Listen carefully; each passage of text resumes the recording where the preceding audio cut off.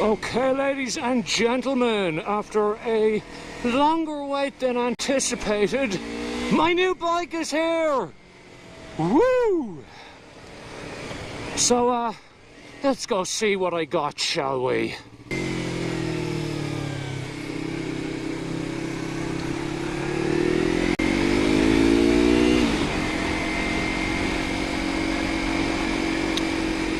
And here we are, folks.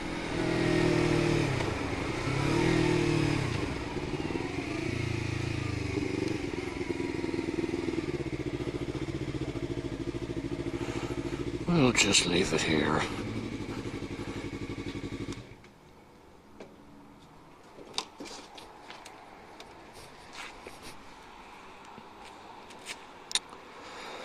Goodbye, old friend.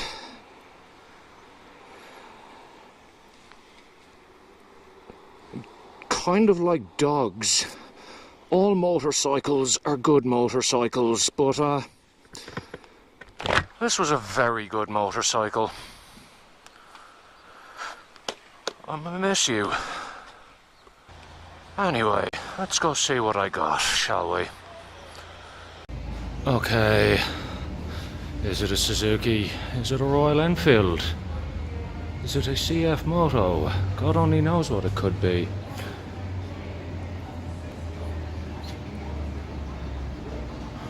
Boom, there she is. A V-Strom 650. That there is my new baby.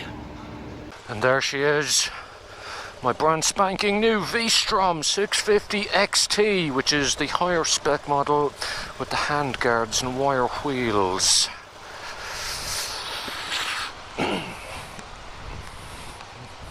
Thank you. Whoa, she is a lot bigger than the R3 was. And I almost stalled it out of the box. That would have been a bit embarrassing. Alright, Mr. Boss. Man, this thing hauls ass. Oh, all that low down power. It's so nice. Alright, I'm gonna go and do an ooey here somewhere so I can get back out onto the freeway and take it for a proper cruise. We'll do it here. I was worried it would feel really big after the R3. I can say it absolutely doesn't. It feels super light. It's so easy to control. It doesn't feel like you're going to topple over when you lean. Oh my god, the torque. And I have traction control. That's completely insane. There, I even have it switched on now. Not that I'd really need it riding slowly around town.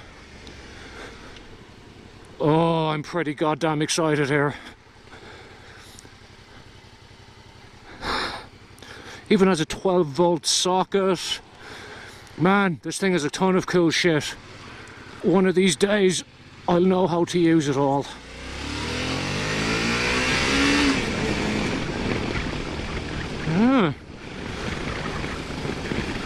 She goes.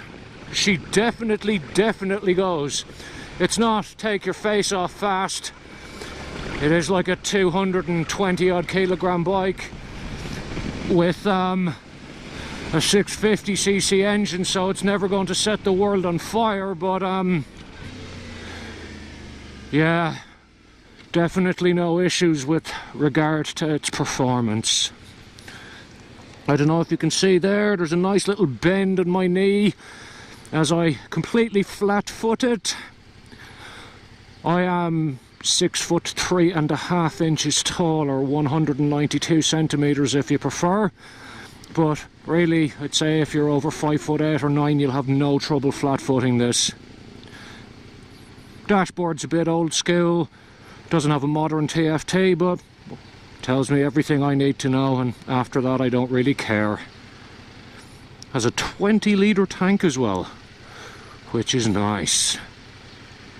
So I'm just going to take it for a little cruise along the ring road, just get it up to a nice steady 100 kilometers an hour and see how we go.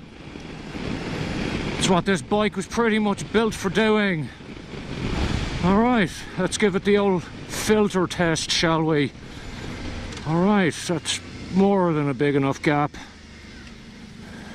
Easy as.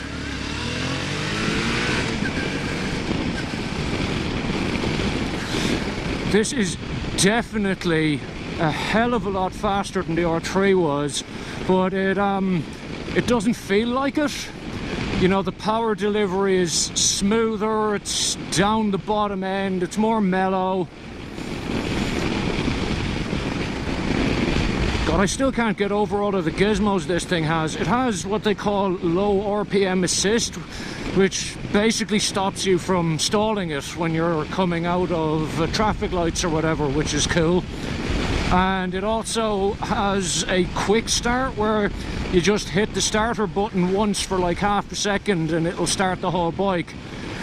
You don't even have to hold it in. Now, not gonna lie, starting a motorbike the old way isn't the greatest of inconveniences, but still, it's pretty cool. So out on the ring road now, doing about 90 kilometers an hour, which reminds me this is an 80 zone, so I better slow down a bit.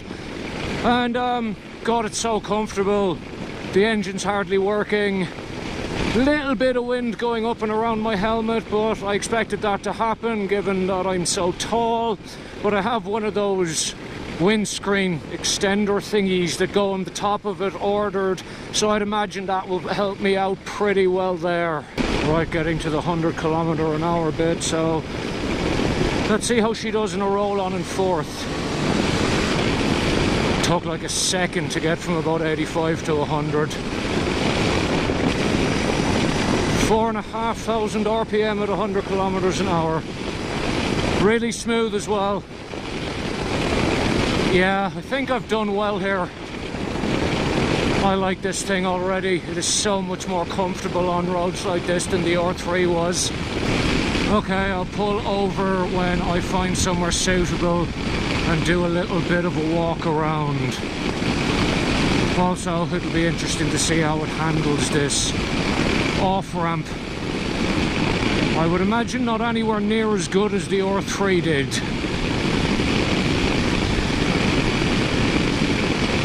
But yeah, she's doing just fine.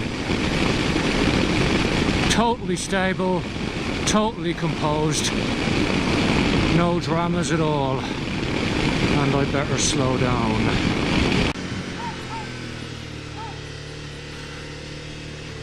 Ooh, bump there. So we're just about back at my house, so I'll just pull into the garage and give you a quick walk around there.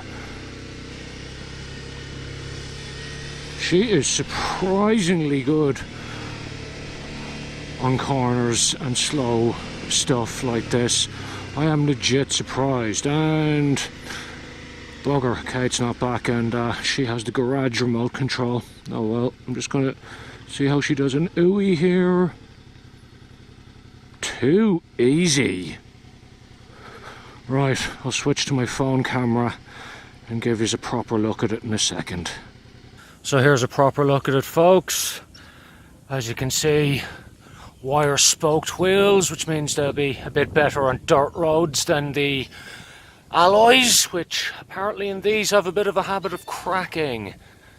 650cc V-twin engine, legendarily reliable. Also has a plastic bash plate on it, which is part of the XT.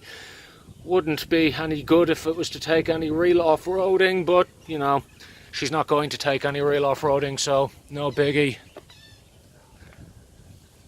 And there, I really like the yellow paint with the gold wheels. I won't lose it in the car park anyway, will I? I'm going to go back into the house, eat me some dinner, and go spend the night riding around town.